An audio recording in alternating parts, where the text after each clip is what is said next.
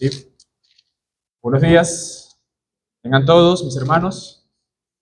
Reciban con afectuoso saludo de mi parte de la iglesia en Cagua. Es para mí, mi esposa, un privilegio enorme poder estar acá con ustedes, poder compartir la palabra de Dios.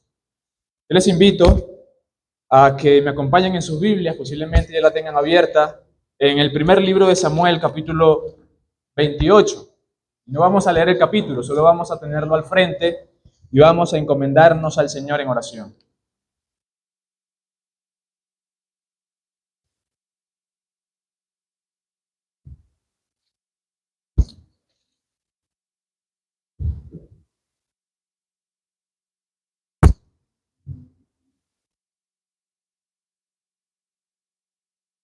Primer libro de Samuel, capítulo 28. Vamos a orar. Bendito Padre soberano, nos encomendamos delante de tu divina y preciosa presencia en oración. Queremos y deseamos rendir homenaje, gloria y honor a tu nombre, inclusive en este tiempo de predicación.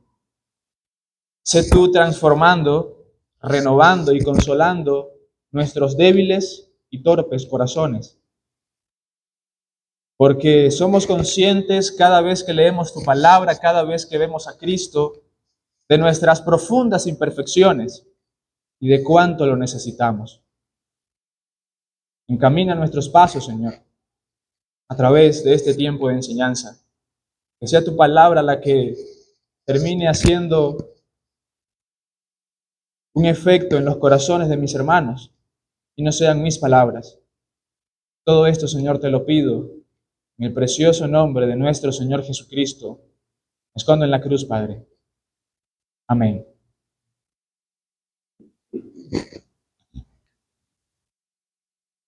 David James Burrell, un elocuente predicador y pastor del siglo XIX en la ciudad de Nueva York, hace un excelente esbozo del personaje de nuestro texto. En este caso es Saúl cuando éste lo predicó en la iglesia colegiada de mármol. Y cito, se dice que una fotografía carece de carácter, pues es un retrato tomado de una sola sesión, una fotografía. En cambio, la fotografía compuesta, aquella que tienes muchas partes en su composición, ofrece la mejor impresión del hombre real. Por lo tanto, y nuestro propósito en este tiempo de introducción es ver a este personaje en los diferentes periodos de su vida. Saúl. Lo vemos por primera vez en las montañas, buscando las asnas de su padre. Es un joven escogido y de buena condición. Y entre los hijos de Israel no hay persona más hermosa que él. Su estatura y porte robusto nos recuerdan al instante al héroe ficticio de los cuentos épicos, de los griegos y demás. Su fisionomía, su estatura, su porte, su hermosura. En su búsqueda llega a la casa del profeta Samuel, a quien le pregunta por el paradero de las asnas perdidas. El profeta responde, no te preocupes por ellas, porque ya las has encontrado.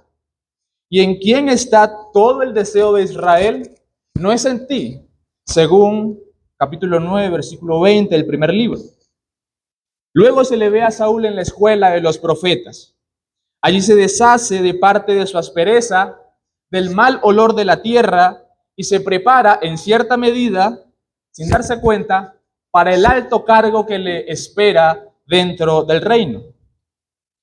En este instante su carácter cambia, como está escrito, Dios le dio otro corazón y el Espíritu de Jehová vino a posar sobre él, según capítulo 10, versículo 9 al 10. A este hombre lo mueven nuevas esperanzas y nuevos propósitos. Su notable presencia en esta compañía inspira esperanza, descendiendo del lugar alto con un salterio, un pandero, una flauta y un arpa delante de ellos. De hecho, se destaca una frase que luego se convierte en proverbio. ¿Está Saúl también entre los profetas? Luego de eso, mis hermanos, también se le ve en Mizpa. En Mizpa, el pueblo se ha reunido en asamblea solemne para la elección formal de un nuevo rey, o del primer rey. Se echa la suerte y recae sobre la tribu de Benjamín. De la tribu de Benjamín se elige a la familia de Matri, y de la familia de Matri, por suerte, recae sobre Saúl, hijo de Cis. Al parecer a este hombre lo buscan y no lo encuentran, pues se ha escondido. He aquí, dice el pasaje, se ha escondido entre el equipaje, es decir, el bagaje que rodea el campamento. A este hombre lo toman, lo llevan al centro de la asamblea y su presencia inspira el mayor entusiasmo, pues está entre el pueblo, es más alto que cualquiera de ellos de hombro para arriba, y todo el pueblo grita: salve Dios al rey. Pero el propio Saúl, mis hermanos, parece haber sido indiferente a su alta vocación. Algunos entre el pueblo lo consideraban un simple terrateniente y decían: ¿cómo nos salvará este hombre? ¿Acaso tendrá habilidades estratégicas y militares para salvarnos de cualquier tipo de peligro? El rey electo regresó a su granja, se glorificó del aire libre y de la luz del sol. Le encantaba encorvarse y regocijarse en la libertad de los campos.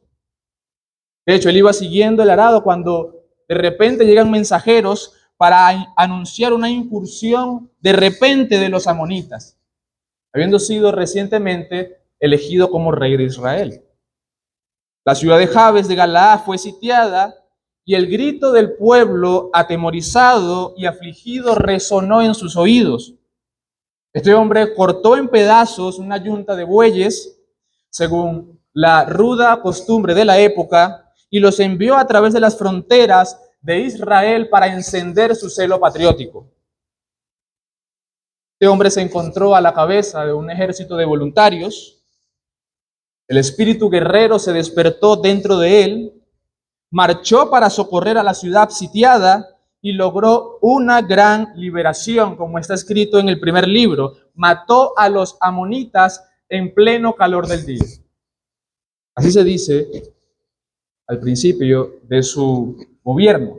De hecho, mis hermanos, estos eventos eran el cumplimiento de la palabra dada por Dios a Samuel.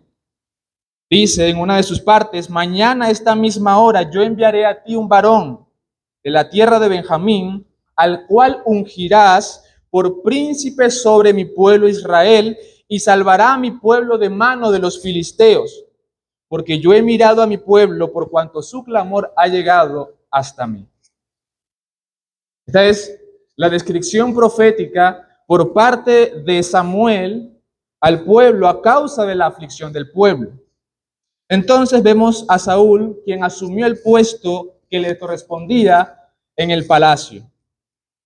Era un rey en toda regla, justo y resuelto, gobernando a la nación con equidad. Un gabinete de consejeros notables se reunió alrededor de él.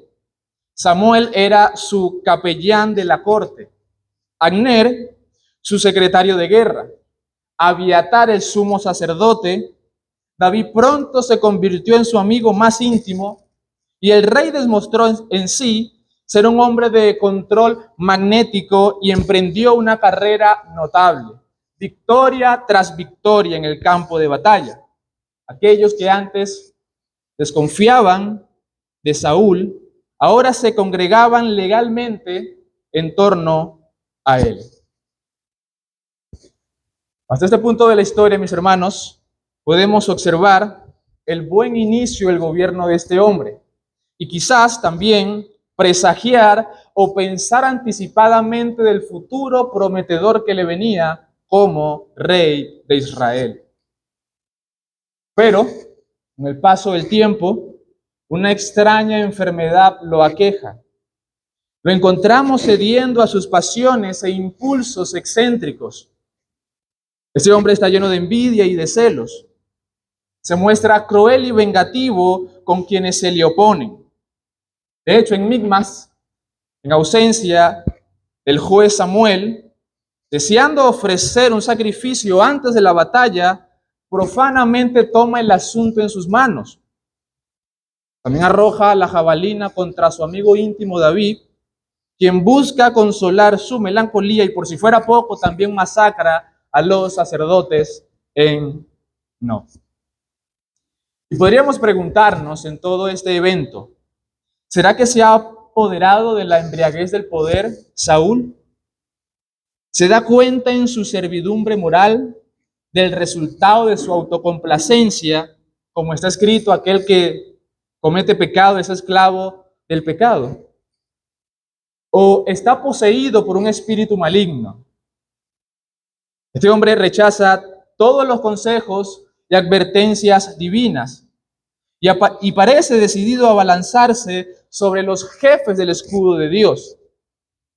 Apenas, mis hermanos, hay una imagen más lamentable de la decadencia del carácter que esta, la que vemos en un hombre que inició bien su carrera, pero terminó de la forma que vamos a ver el día de hoy en este pasaje. Irrumpiremos en la última sesión culminante de la vida de este hombre antes de su muerte. Es el clímax de una serie de acontecimientos previos que no terminan de la mejor forma.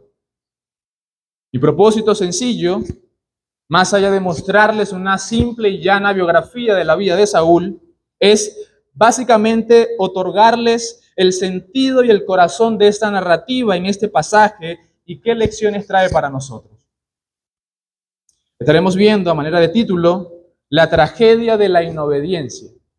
La tragedia de la inobediencia. Y está bien escrito la palabra, inobediencia. Posiblemente algunos no han escuchado esa palabra, pero sí aparece en el diccionario de la Real Academia Española.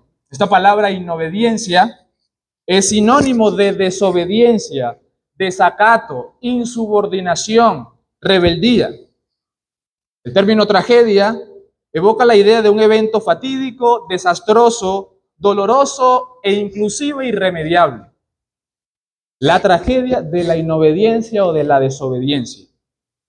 Lo cierto es, mis hermanos, que la inobediencia trae consigo tragedias y consecuencias. La desobediencia trae tragedias y consecuencias. El no escuchar trae consecuencias. Escuchar y no obedecer trae consecuencias. Escuchar y obedecer a medias trae consecuencias. Mi oración es que este monumento de la lealtad quebrantada termine enviando un mensaje a nuestra cristiandad, el amor que le tenemos a Dios y por lo tanto una mayor reverencia, observancia y obediencia inmediata a la sagrada palabra de Dios. Ese es mi propósito. Y veremos este sermón a la luz del siguiente argumento. La inobediencia a la palabra de Dios traerá como consecuencia desamparo y juicio. La inobediencia a la palabra de Dios traerá como consecuencia desamparo y juicio. Y veremos 3 puntos. En primer lugar, un rey desesperado, un rey en busca de respuesta y por último, un rey atemorizado. Un rey desesperado, un rey en busca de respuesta y un rey atemorizado. Pasemos entonces a nuestro primer punto. Versículo 3 del capítulo 28. Ya Samuel había muerto y todo Israel lo había lamentado y le habían sepultado en Ramá su ciudad.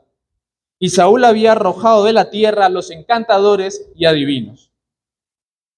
La primera impresión que nos arroja el inicio de esta narrativa es la remembranza de la muerte de Samuel, quien fue en su momento el último juez de la nación, líder, estratega militar y profeta, quien fue usado por Dios para el establecimiento de la monarquía. Este personaje histórico fue clave en el desarrollo del reino, recuperando la seriedad en los asuntos espirituales, la adoración al único Dios, juzgando los efectos en función de las causas y siendo un portavoz fiel de la palabra de Jehová. Esto fue lo que fue Samuel en su momento. De hecho, en el capítulo 3 del libro se habla del llamado de Dios para Samuel y cómo el autor presenta que al inicio de su llamado la palabra de Jehová escaseaba y las visiones no eran del todo frecuentes. En cambio, ya para el final de la narrativa se nos dice, y Samuel creció, y Jehová estaba con él, y no dejó caer en tierra ninguna de sus palabras, y todo Israel, desde Dan hasta Beerseba, conoció que Samuel era fiel profeta de Jehová. Para ese entonces la casa de Elí estaba corrompida, la palabra de Dios había cesado, Dios llama a un profeta fiel, y ya para el siguiente capítulo la palabra de Jehová abunda. Usted puede ver eso en el capítulo 4, versículo 1. La contribución de este hombre es abismal dentro de la nación. Dios lo utilizó incansablemente y a pesar de sus pecados para recobrar la santidad y la justicia en medio de la nación. Diría un autor llamado Chris Church, fue el responsable del renacimiento del santuario en Silo. Este hombre sentó el registro de los derechos y obligaciones de la monarquía para que los profetas posteriores reprendieran a sus reyes cuando desobedecían a los mandatos de Dios y transgredían los límites que él mismo había impuesto. Este fue el papel, el oficio que jugó la persona de Samuel dentro de la nación. Y por si fuera poco, mis hermanos, este hombre fundó, capacitó y dejó como legado un instituto llamado la Compañía de los Profetas. Capítulo 19, versículo 19. Para preparar a los siguientes portavoces y guiarlos en su crecimiento espiritual. En últimas, mis hermanos, Samuel era un hombre de Dios. Era un hombre de Dios con muchas virtudes. Posiblemente, y para nuestra época de cristiandad, un tipo excéntrico por su celo por Dios y por la verdad también. Vaya que para nuestro contexto actual hacen falta personas como Samuel, llenos de convicciones por la verdad y por el honor de Dios. En vano nuestro texto sigue diciendo que todo Israel había lamentado su muerte. ¿Quién no va a lamentar la muerte de un hombre así, no? Este hombre fue sepultado en Ramá, que es Ramataim de Sofín, la ciudad natal de donde viene su padre. La muerte de Samuel había dejado, mis hermanos, para el contexto de la nación, un vacío espiritual. Y Saúl, el personaje de nuestro pasaje, había sido despojado de su último recurso en vida para buscar consejo de parte de Dios. Ahora bien, en esta mención que aparece en nuestro texto está como una memoria a la muerte de este profeta fiel. La primera mención a su muerte se encuentra en capítulos anteriores. Por ejemplo, en el capítulo 25, versículo 1, dice el pasaje: murió Samuel y se juntó todo Israel y lo lloraron y lo sepultaron en su casa en Ramá. Lo que evidencia una vez más el profundo dolor del pueblo por el hombre que comunicaba, estaba y hablaba en presencia de Dios. Sin embargo, mis hermanos, esta remembranza tiene como objetivo guiarnos hacia otro evento principal dentro de la narrativa, lo cual veremos nosotros más adelante. Por otro lado, el autor agrega otro dato importante e interesante en el desarrollo de la narrativa. Vemos, y Saúl había arrojado de la tierra a los encantadores y adivinos. Saúl había arrojado de la tierra a los encantadores y adivinos. Otra traducción de la palabra arrojado es desterrado de la tierra. Es decir, removidos del suelo de Israel a los que evocan espíritu y a los conjuradores. Por contexto bíblico, sabemos que Dios había prohibido y sentenciado a muerte a todos aquellos que evocaran espíritus de muertos o se entregaren a la adivinación. Jehová ha dicho en Levítico capítulo 20, versículo 27, ha de morir, serán apedreados, su sangre será sobre ellos. Más adelante, en el pacto renovado que va desde el capítulo 16 en adelante, en el libro de Deuteronomio, Jehová vuelve a decir, no se ha hallado en ti quien haga pasar a su hijo o a su hija por el fuego, ni quien practique adivinación, ni agorero, ni sortilego, ni hechicero, ni encantador, ni adivino, ni mago, ni quien consulte a los muertos. Esto lo vemos en el capítulo 18, verso 10 al verso 11. La razón que da Jehová en ambos pasajes evoca la misma idea. En la primera, santidad. Dice versículos anteriores en Levítico, habéis pues de serme santos, porque yo, Jehová, soy santo y os he apartado de los pueblos para que seáis míos. Y en la segunda, abominación a estas costumbres paganas y perfección por parte del pueblo escogido. Dice los versículos después, en el Deuteronomio capítulo 18, porque es abominación para con Jehová cualquiera que hace estas cosas. Y añade, perfecto serás delante de Jehová tu Dios. La decisión que debía tomar Saúl era vinculante con la revelación de Dios en el pacto y con la naturaleza de sus múltiples perfecciones, las perfecciones de Dios. Saúl, en otras palabras, mis hermanos, debía hacer aquello que Dios le había mandado como representante federal y legislador de la nación. Él debía extender los mandamientos de Dios y aplicarlos para el beneficio de la nación. Él gobernaba en nombre de Dios, bajo los parámetros de Dios. Era un portavoz en aplicación de la ley divina. Podríamos decir que hasta este punto, versículo 3 nada más, todo parece estar en orden. Un profeta que cumple su ciclo y es lamentado por su pueblo, y un rey resuelto en lo tocante a las costumbres paganas, porque eran costumbres paganas.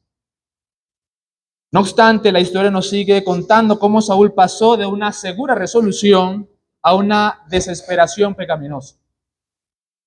Los versos anteriores a nuestra sección nos revelan que los filisteos se reunieron sus fuerzas para pelear contra Israel. Un grupo de guerreros estaba a la puerta esperando para atacar a la nación. El contexto nos indica que los filisteos se juntaron y acamparon en Sunem, versículo 4 de 1 Samuel capítulo 28. Se juntaron pues los filisteos y vinieron y acamparon en Sunem. Es una ciudad ubicada en la región de Isaacar, a unos 8 kilómetros del campamento de Saúl. Y todo el pueblo en cadena montañosa se había reunido para batallar a los enemigos. Esta supuesta ventaja de estar en el monte fue perjudicial para la estabilidad emocional de Saúl a causa de observar el campamento del bando enemigo. Dice el pasaje, tuvo miedo y se turbó su corazón en gran manera, versículo 5. La palabra hebrea para y se turbó revela con mayor profundidad la reacción emocional que produjo en Saúl el observar el campamento de los filisteos. Se traduce como temblar con terror, apresurarse con ansiedad, estremecerse, es la idea. El temor paralizante no era simplemente por la cantidad de enemigos en el campamento. En eventos anteriores, mis hermanos, si podemos nosotros hacer contexto bíblico, la confianza de Saúl estaba intacta ante las batallas contra sus enemigos, logrando victorias incansables sobre el territorio extranjero. Pero aquí vemos específicamente una confianza quebrantada, un miedo que ahora se alianza con la turbación de espíritu, un corazón desesperado en gran manera. Qué imagen tan fea, ¿no? La que vemos en la vida de Saúl después de haber ejemplificado a la nación fortaleza e integridad. Qué imagen tan fea de un hombre que en el pasado poseía el espíritu de Jehová y en quien depositaba su confianza y su valor. Esta versión contraria no es más que el resultado indiscutible del desamparo divino, que más adelante el mismo Saúl dirá: Jehová se ha apartado de mí.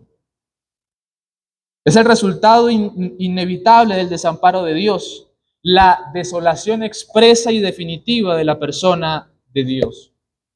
En este pasaje, mis hermanos, este hombre experimenta los efectos de la palabra que se había dicho de él los capítulos anteriores. Dice en el capítulo 16, versículo 14, el espíritu de Jehová se apartó de Saúl y le atormentaba un espíritu malo de parte de Jehová. Aún así, a pesar el rey busca consultar a Jehová a través de los medios convencionales que Dios había establecido o dispensado, como los sueños, la voz profética e incluso este elemento llamado Urim, objetos que utilizaba el sacerdote para asegurar la voluntad de Dios en cualquier asunto que afectaba a la nación. Sin embargo, la misión de Saúl fue todo un fracaso. Dios no aparece, Dios no responde. Agobiado este hombre por el miedo y desesperado por buscar una solución, envía a sus criados a buscar a una mujer en el cual consultar a través del espíritu de adivinación. Un comentarista menciona: abrumado de perplejidad y temor, hallaba los canales legítimos de comunicación con el cielo cerrados para él. Y bajo la influencia de aquel espíritu melancólico, destemplado y supersticioso que le había dominado, resolvió en su desesperación buscar la ayuda de uno de los impostores adivinos, a los cuales, según el mandato divino, anteriormente él había exterminado del reino. Mis hermanos, estos son los efectos que trae consigo el desamparo parental de Dios. El corazón se termina alejando paulatinamente, sutilmente, se enfría, el celo desaparece, la búsqueda se vuelve un asunto de interés, y cuando dicha búsqueda no genera en la persona el efecto esperado, la decepción lo atrapa y peca con el Dios que desea encontrar.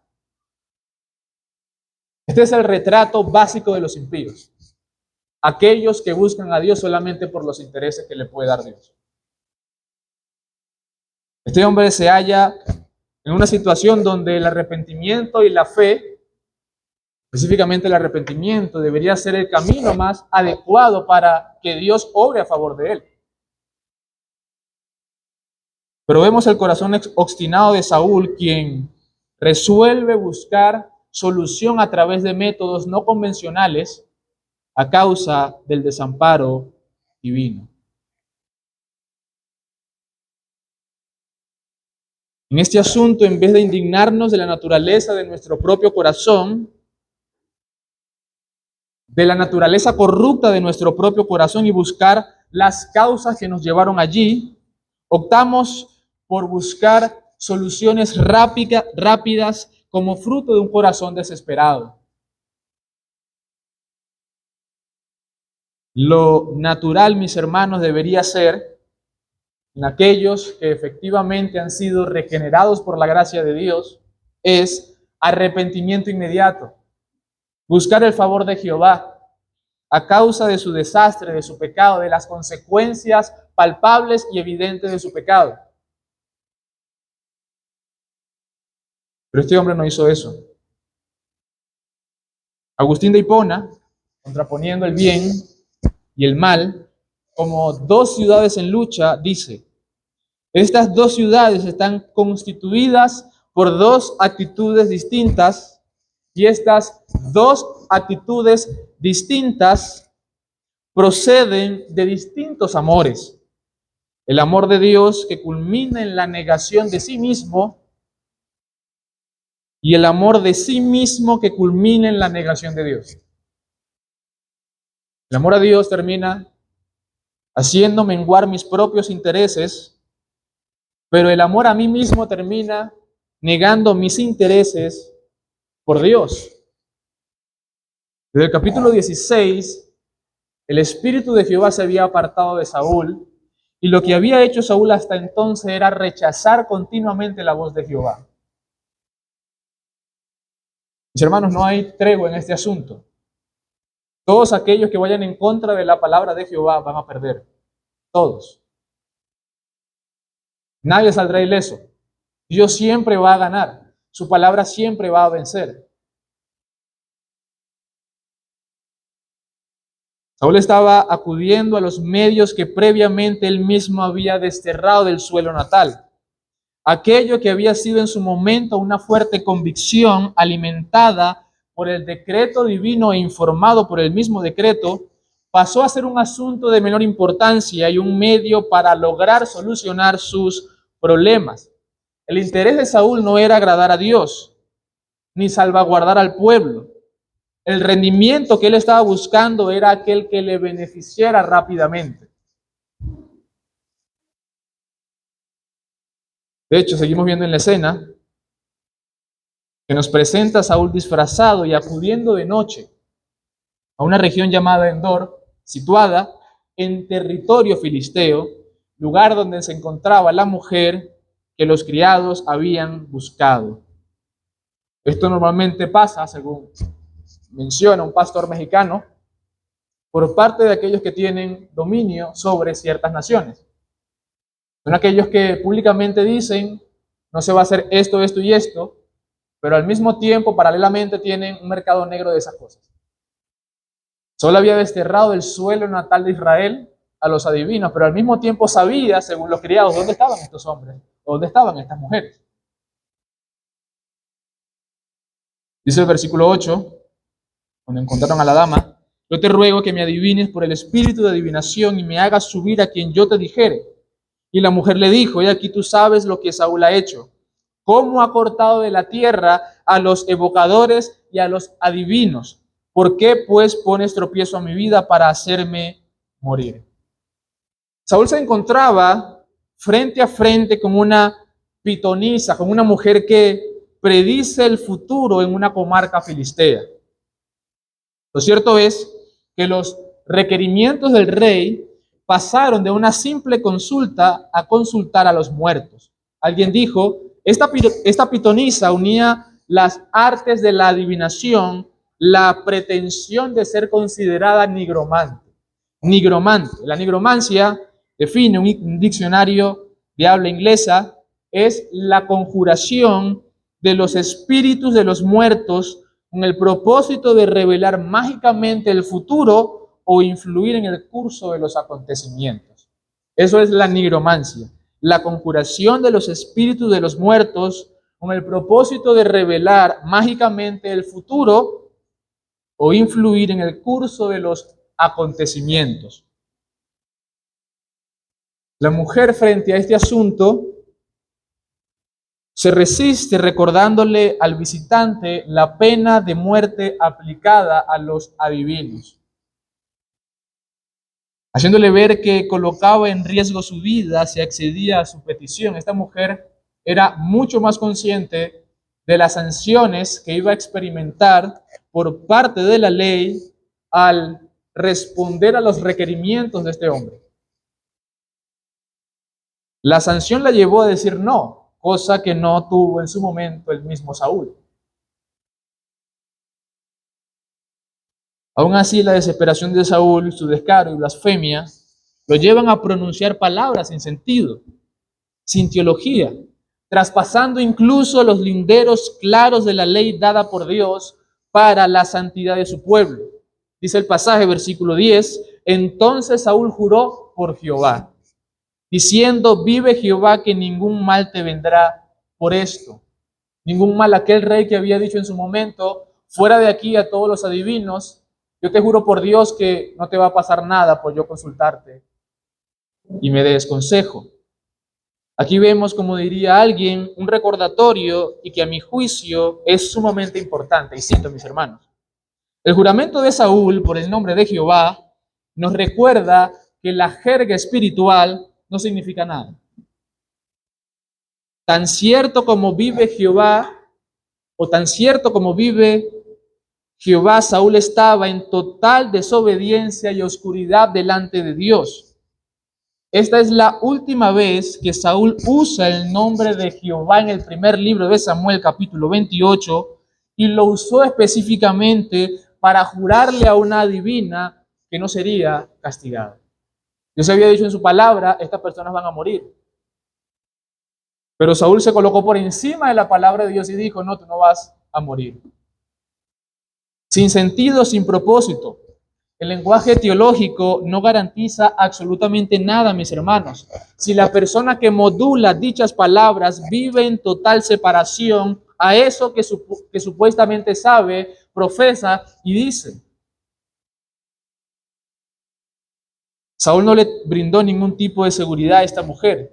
Él no podía salvaguardar la vida o la integridad de alguien que ya por la ley había sido juzgada con pena capital. No obstante, y a pesar de hecho, dicha persuasión le funcionó y la mujer clamó en voz alta al evocar a Samuel debido a que su visitante era Saúl. Saúl sigue insistiendo, es traído Samuel y le hace gran reverencia ante su llegada. Y veremos nuestro segundo punto. Versículo 15 al versículo 19, un rey en busca de respuesta. Vimos entonces a un rey que en su momento mostró al inicio de este capítulo desesperación a causa de la persecución que iba a iniciarse en contra del pueblo. Pero aquí vemos a un rey ahora específicamente en busca de respuesta. Dice el versículo 15, y Samuel dijo a Saúl, ¿por qué me has inquietado haciéndome venir? Y Saúl respondió, estoy muy angustiado, pues los filisteos pelean contra mí y Dios se ha apartado de mí. Y no me responde más, ni por medio de profetas, ni por sueños. Por esto te he llamado para que me declares lo que tengo que hacer. En esta porción de la escena entra un nuevo personaje que había sido mencionado al principio de la narrativa. Pero su mención fue un recordatorio a su muerte y una clara evidencia del juicio esperado a Saúl por consultar las puertas del Seol acerca del futuro de su vida. De hecho, se ha discutido mucho si la aparición de Saúl es real o ficticia. Es un pasaje difícil, ¿cierto? ¿Esto es cierto o es mentira? ¿Qué pasó en este evento? Muchas veces no tocamos estos pasajes por cuanto no sabemos extraer verdades elementales para nuestra vida cristiana. Se ha creado, mis hermanos, un cúmulo de hipótesis en torno a la narrativa de este pasaje. Desde un acto teatral, como parte del comercio de la mujer adivina, a la realidad milagrosa y poderosa de Dios sobre la creación. De hecho, yo pongo en tela de juicio las habilidades de la nigromancia de la mujer presentada, pero recalcamos específicamente en función del contexto bíblico de nuestro pasaje que solo Dios tiene el poder para hacer este tipo de cosas. Solamente Dios. Al principio del libro, el cántico de Ana, madre de Samuel, propiciado por una acción de gracias al Señor, nos recuerda que Jehová es quien mata y da vida. Dice el texto, Él hace descender al Seol y hacer subir también. Eso lo hace Dios. Claramente Dios estaba confirmando a través del acto mismo que buscaba Saúl para solucionar sus problemas, la palabra de juicio que tenía para él. Saúl inicia diciendo, y Dios se ha apartado de mí. Esta palabra para apartado es la misma que aparece en el versículo 3 de nuestro capítulo 28, cuando se dice, y Saúl había arrojado de la tierra a los encantadores y a los adivinos. En otras palabras, así como Saúl había apartado del suelo de la nación de Israel a los paganos, Dios lo había apartado de su presencia. Es decir, que recibió como consecuencia la misma acción que él había hecho sin convicción y confianza Por eso la gran cantidad de males que este hombre sufre en su corazón y también en las decisiones que toma. Dios se había apartado, mis hermanos. Dios no estaba presente. La gracia que frena su maldad había sido quitada y Saúl empezó a andar conforme a sus propios criterios de su propia vida. Este hombre rechazó continuamente la voz de Dios, los consejos de Dios, las advertencias de Dios, y Dios ahora se había apartado de él. De hecho, alguien dice, en función de esta narrativa, que Saúl es un rechazador rechazado. Un hombre que había rechazado a Dios, Dios ahora lo había rechazado a él. Pero específicamente él había rechazado la palabra de Dios, el consejo de Dios, los mandamientos de Jehová. Él se había apartado del consejo divino para gobernar la nación y había hecho lo que bien le parecía. Esto pasa también con Samuel. Samuel se pone triste, melancólico, y Dios le dice, tranquilo, no te han desechado a ti, me han desechado a mí. Tácitamente Saúl había hecho esto, rechazar continuamente la voz de Jehová, y Dios lo había rechazado a él, y él era consciente. Qué lamentable, mis hermanos, es ser consciente y seguir haciendo lo mismo. Qué lamentable es saber Dios se ha apartado de mí y no buscar medios para el arrepentimiento. Es sentir un corazón frío, apático a las cosas espirituales.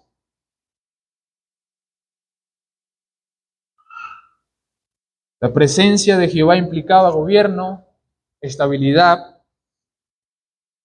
integridad y vida espiritual presente. Saúl era rey de Israel, pero al mismo tiempo Dios no era rey sobre él. La pregunta es, mis hermanos, ¿quién gobierna y quién es rey sobre nosotros? ¿Cuál es la norma y el criterio que utilizas para regir toda tu existencia? ¿Cuál es? ¿En quién has depositado tu confianza y cuándo lo hiciste? ¿En aquel en quien depositaste tu confianza en el pasado sigue siendo la persona en quien depositas tu confianza en el presente? Porque vemos al inicio de la vida de Saúl que era un hombre íntegro en quien reposaba el Espíritu de Jehová. Pero aquí vemos todo lo contrario. Aquí vemos que la angustia, las malas decisiones, la desesperación es el resultado que se espera de los hombres que han colocado a Dios al margen de sus vidas. Dios no es el centro. La única fuente de piedad y santidad ha sido removida del corazón de Saúl. El hombre está solo a merced de sus pecados. Hasta este punto, Samuel le confirma las palabras a Saúl y añade que ese Jehová que se ha apartado se ha vuelto su enemigo. Su enemigo. La tragedia más grande no era tener a los filisteos como enemigos. Esa no era la tragedia más grande. Siempre y cuando Dios esté batallando a favor nuestro. Los días de gloria del pueblo en las batallas era el resultado inevitable de la participación de Jehová de los ejércitos a favor del pueblo. Era la presencia misma de Dios lo que terminaba dándole respaldo en la batalla. Mis hermanos, la tragedia más grande es tener a Dios como enemigo. Es la tragedia más grande.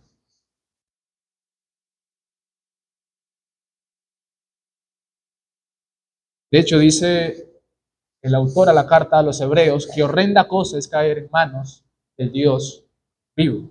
Horrenda cosa.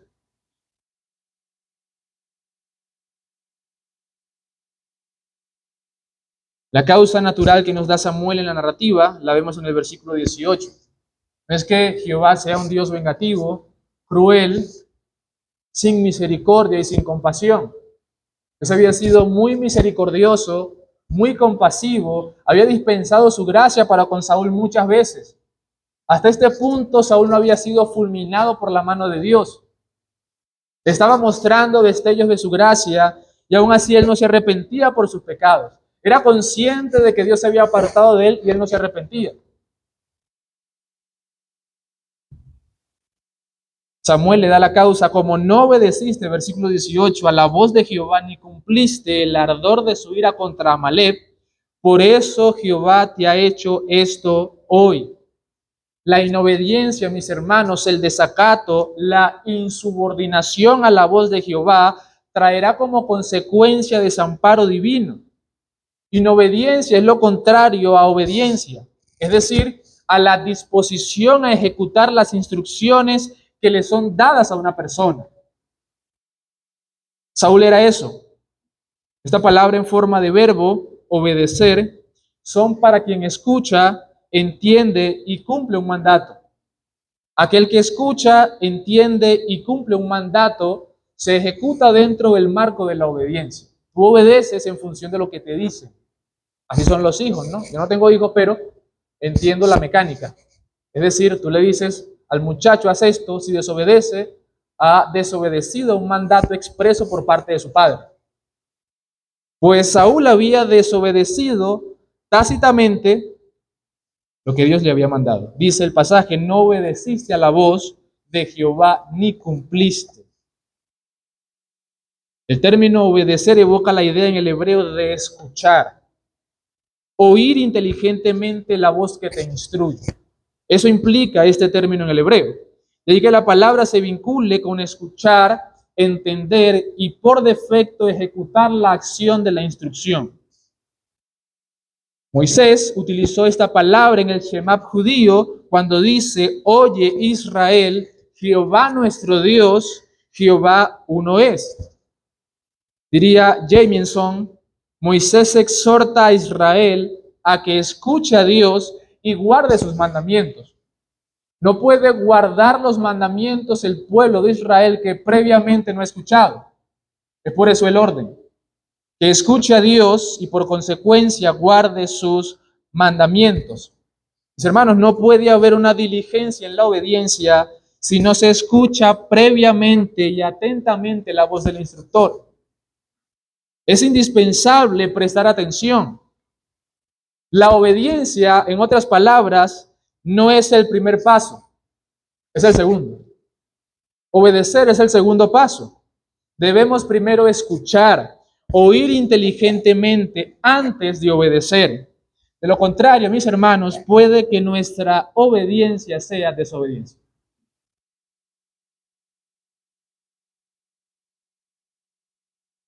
Samuel le dice a Saúl: ni cumpliste, recordando la escena de 1 Samuel capítulo 15, cuando Saúl desobedece y es desechado. Dios le había dicho: ve contra Amalek y destruye todo. Todo. Una dirección como esta es suficiente para obedecer inmediatamente y destruir todo. El todo, mis hermanos, no deja nada por fuera. Aún así, Jehová fue específico y muy misericordioso y compasivo con Saúl al detallar cada uno de los puntos para la exterminación del pueblo y también de Amalek. Dice, versículo 3, y destruye todo lo que tiene y no te apiades de él. Mata a hombres, mujeres, niños y aún a los de pecho, vacas, ovejas, camellos y asnos. Por desgracia, Saúl definió el todo y no destruyó del todo lo que Dios le había mandado. Él definió a sus criterios qué era lo que debía ejecutar. Y esto fue contado por Jehová como desobediencia. Alguien más dice: Saúl no tuvo escrúpulos acerca de la evidente crueldad de ellos, pues hizo fiera y completa destrucción del pueblo, pero perdonó a ese distinguido cautivo e igualmente las partes más valiosas del despojo, como el ganado. Por esta desobediencia obstinada y parcial a un mandato positivo, cumpliéndolo en algunas partes y violándolo en otros, según su gusto, Saúl demostró su carácter egoísta y arbitrario, su amor al poder despótico y su completa ineptitud para cumplir los deberes de un delegado rey de Israel. Ese es el retrato de la desobediencia de Saúl.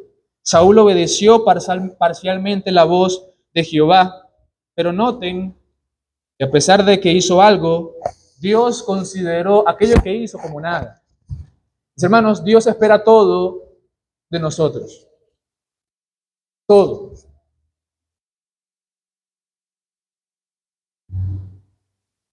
No es a tu gusto, a tus preferencias o a tus intereses. Él espera todo de su pueblo, todo.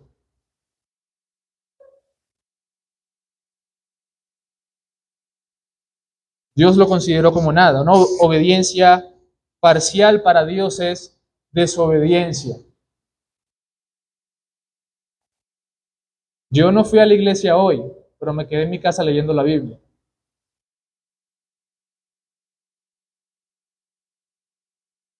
Yo termino definiendo qué es aquello que debo obedecer, pasando por alto que el Dios del cielo me ha dado mandamientos explícitos para seguir, para el beneficio de mi alma y para su gloria.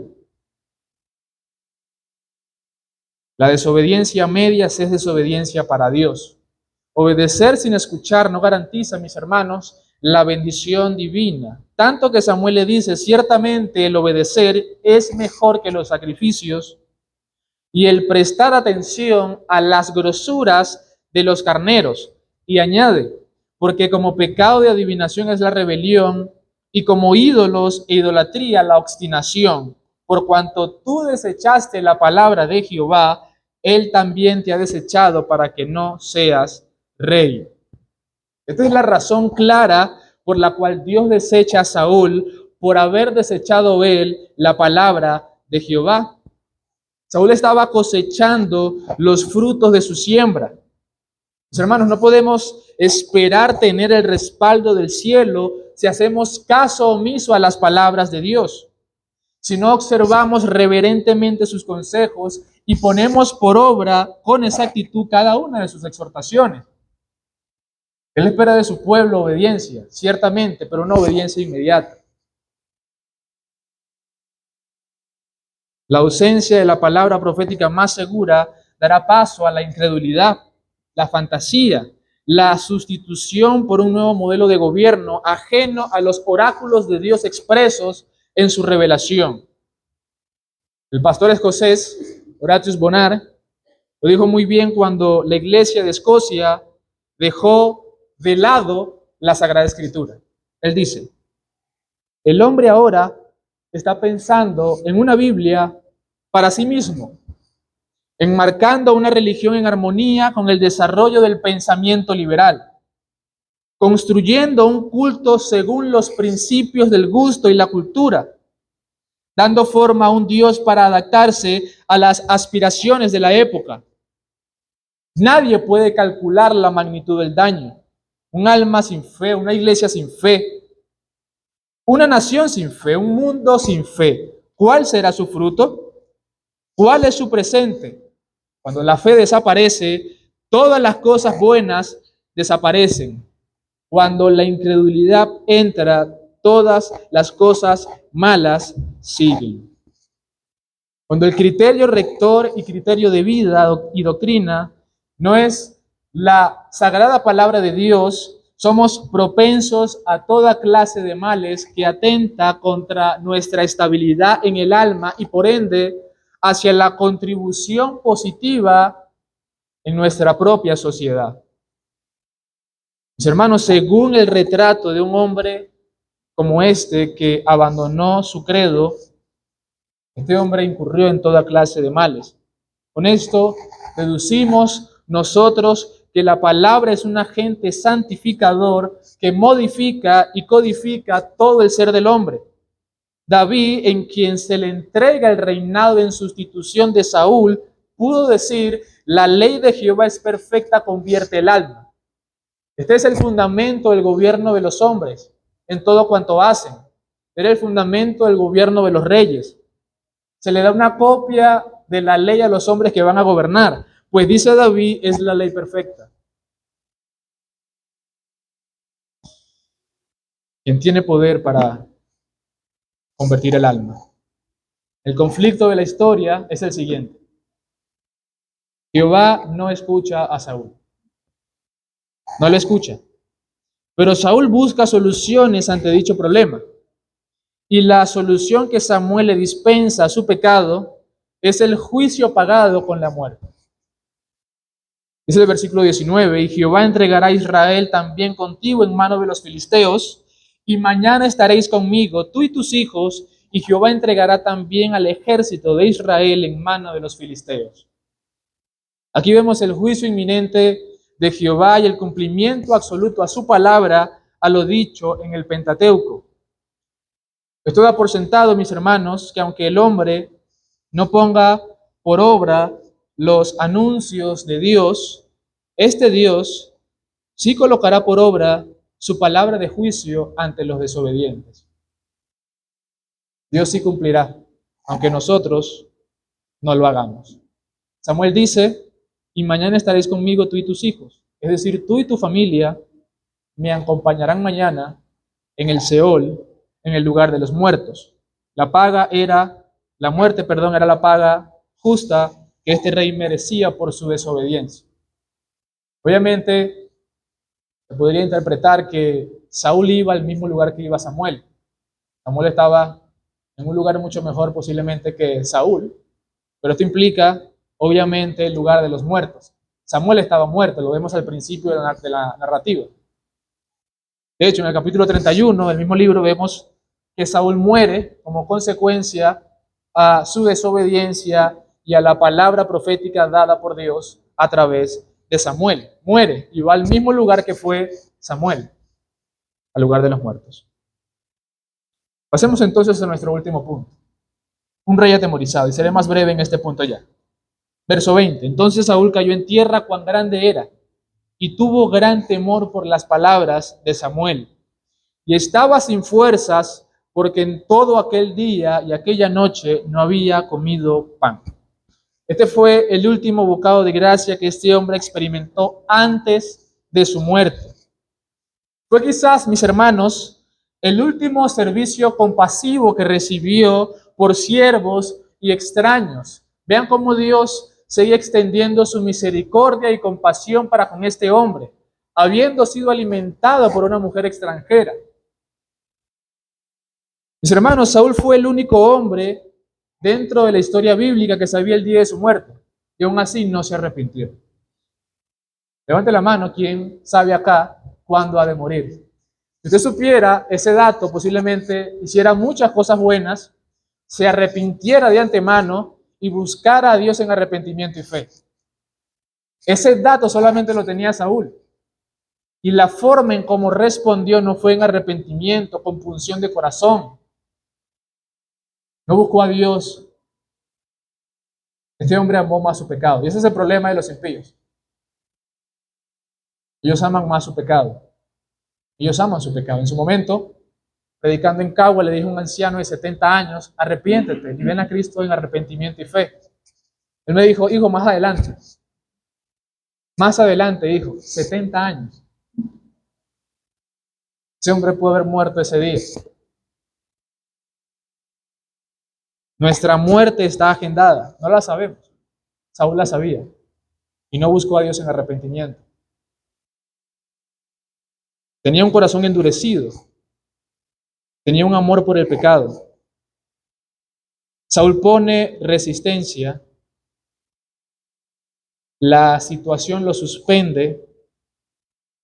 No quiere nada, salvo aquello que resuelve el problema, que lo paraliza y lo detiene. Aún así, con este hombre porfían varias veces, come y sigue su camino en el momento de esa misma noche. Es importante destacar, mis hermanos, que el tipo de temor que llenó los vacíos del alma de Saúl no fue un temor santo, sino servil, es decir, por miedo a las consecuencias. Él experimentó este tipo de dolor. Por miedo a las consecuencias, yo siento temor y hago lo que hago. No quiero experimentar las consecuencias, pero al mismo tiempo no me entrego a aquel que puede librarme de las consecuencias. Este temor no le condujo a un arrepentimiento deliberado y profundo, a acongojarse por su lealtad quebrantada al Señor y a su pueblo, sino netamente a las palabras de juicio que Saúl había pronunciado. Este pasaje, mis hermanos, nos habla del fracaso culminante de Saúl como cabeza representativa del pueblo de Dios. Dios confirmando su palabra de juicio sobre quien debía obedecer a las palabras y proteger al pueblo encargado. Acompáñenme en sus Biblias, por favor, a Proverbios capítulo 1. Proverbios capítulo 1.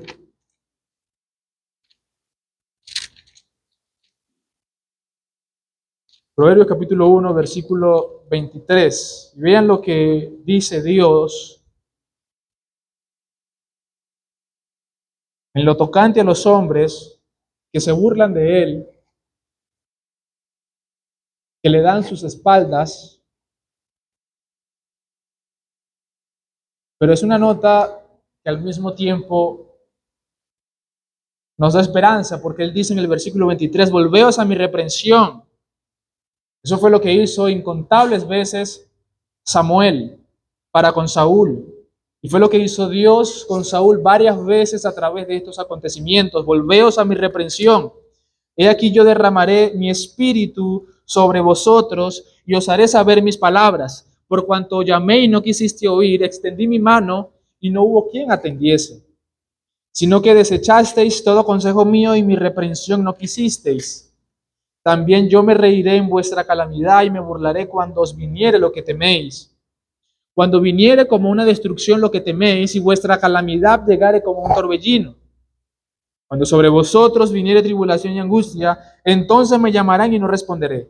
Me buscarán de mañana y no me hallarán, por cuanto aborrecieron la sabiduría y no escogieron el temor de Jehová, ni quisieron mi consejo y menospreciaron toda reprensión mía. Comerán del fruto de su camino y serán hastiados de sus propios consejos, porque el desvío de los ignorantes los matará y la prosperidad de los necios los echará a perder. Mas el que me oyere habitará confiadamente y vivirá tranquilo, sin temor del mal.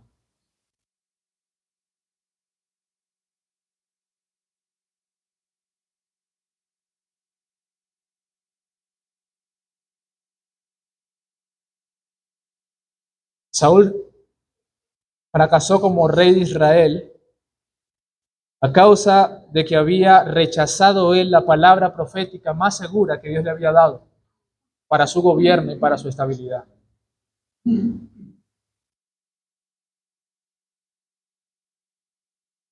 Hermanos, Dios llama a su pueblo, ministra a su pueblo, atrae a su pueblo a través de su palabra. La respuesta sincera y honesta de un corazón que ha sido salvado por la gracia es responder en adoración y obediencia inmediata a su Dios. Este hombre había rechazado continuamente la voz de Dios y Dios lo había rechazado a él. Incluso en nuestro cristianismo nominal, muchas veces damos por sentado la palabra de Dios. Somos indiferentes a la palabra de Dios. Somos superficiales a la palabra de Dios. Somos un Saúl no tan Saúl. Mis hermanos, no seamos como Saúl, quien despreció continua y abiertamente la palabra de Dios, y que el corazón endurecido fue la consecuencia inmediata por su rechazo. Llegará el día cuando los hombres impíos estén en el lago de fuego y no tendrán más oportunidades para clamar el nombre de Dios. A Saúl, como diría el pastor Luis Contreras, no le faltaron milagros para que respondiera inmediatamente a la voz de Jehová. Lucas capítulo 16, ese hombre que dice, estando en el lago de fuego, dile a mis familiares o dile a otra persona que le diga a mis familiares, no, dice Jesús, ni quien se levante de los muertos escucharán a la voz y se arrepentirán de sus pecados. Ahí tienen a la ley y a los profetas.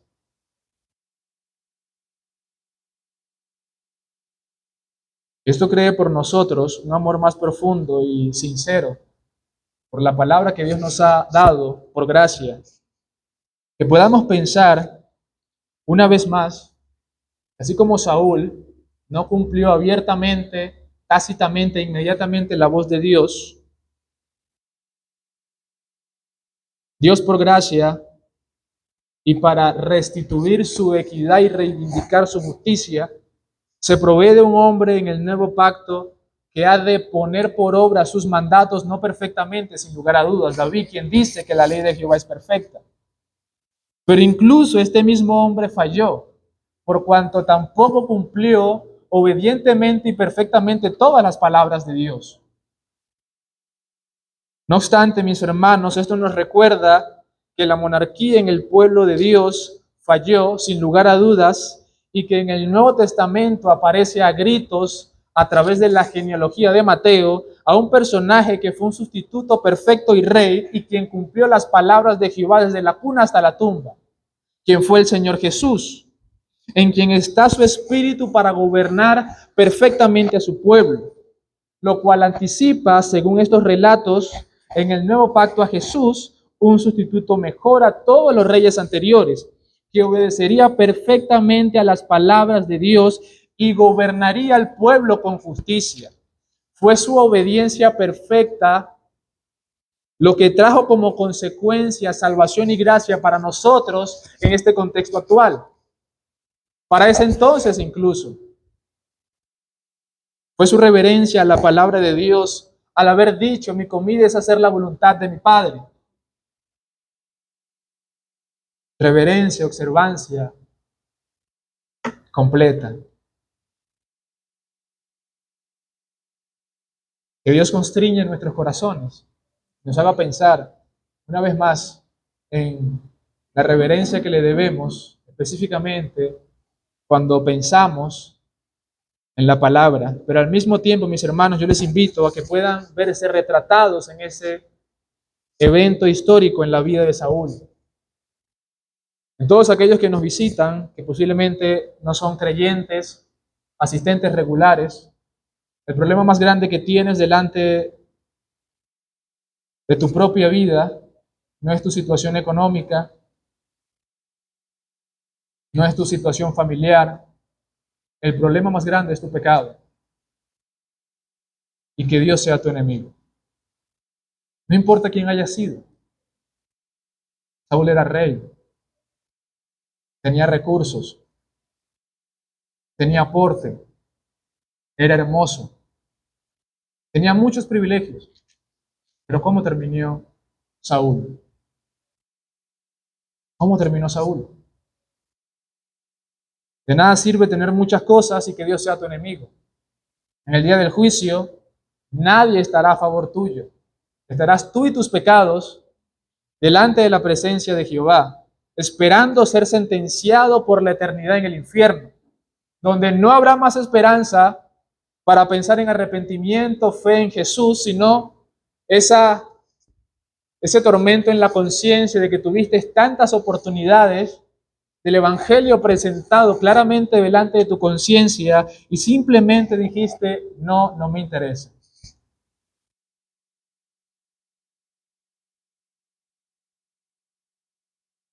Es un monumento para que podamos recordar lo que debemos evitar.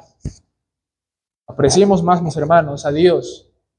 Y vamos a apreciar a Dios a medida que apreciamos y observemos y obedezcamos claramente sus palabras y sus decretos.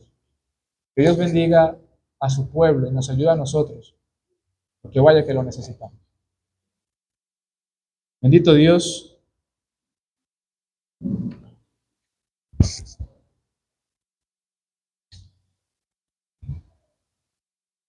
Yo te ruego y te imploro que crees en nosotros un apetito saludable, profundo y consciente por tu palabra. Que podamos medir las consecuencias que trae consigo desobedecer tus palabras.